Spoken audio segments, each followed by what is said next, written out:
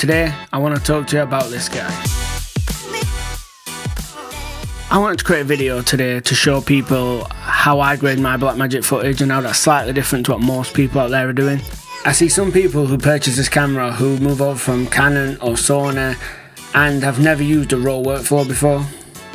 With just a few small changes, you can maximise the potential of your footage and drastically change your video outcome.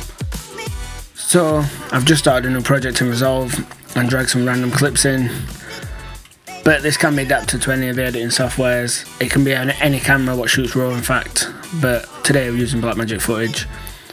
So the first thing you want to do, drop down to the gear icon in the right hand corner and come over to colour management. As I was editing, I've just realised that I forgot to mention to change colour science to DaVinci YRGB. So if for any reason you're not seeing the options I'm talking about, make sure that in the colour science at the very top you are in DaVinci YRGB. Back to the vid. The best colour space to grade in is DaVinci Y Gamut Intermediate. Now, I might do a video going into more detail on this soon, but for now I can link more information in the description for you to learn about that.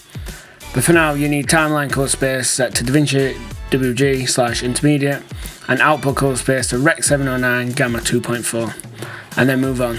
Drop down to camera raw. We need to let Resolve know what RAW footage we're working with. So in this case, we will go to Blackmagic RAW, decode quality to full res.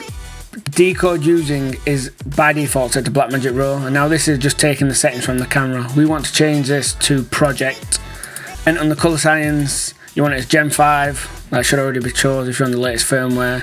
If not, it will be set to Gen 4, but just change that. You can leave the white balance as shot, because that's scene dependent. Now, the colour space settings where I feel a lot of people are missing out.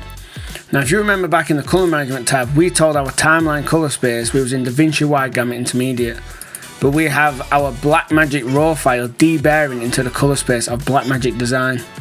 So if we can change that to DaVinci Y Gamut and the Gamma to DaVinci Intermediate, debearing our RAW footage into the colour space we want to work in, which is also the best colour space to work in. Now, this can be quite technical to understand, but it's not something you really need to understand.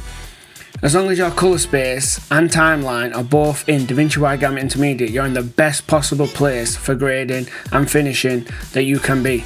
So just make sure that colour space is DaVinci Y Gamut, Gamma is DaVinci Intermediate, and colour management, timeline colour space matches, and press save.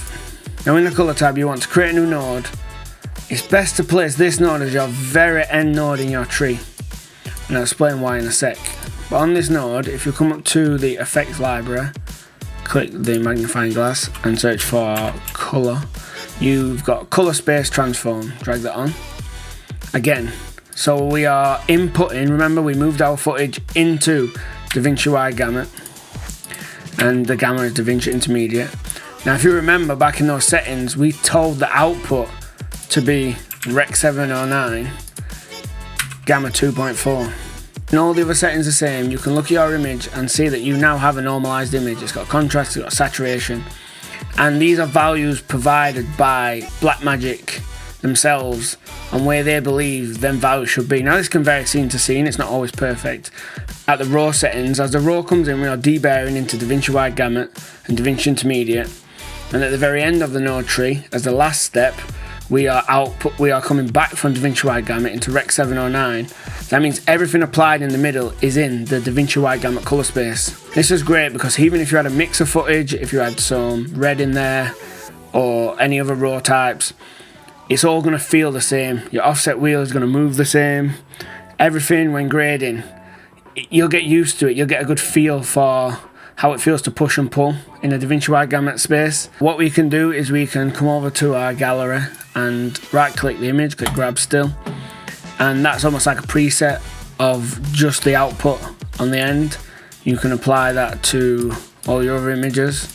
Now obviously this doesn't provide you with a finished image. You're still going to have to go through and slightly adjust exposure and maybe add some contrast where needed to get to where you need to be.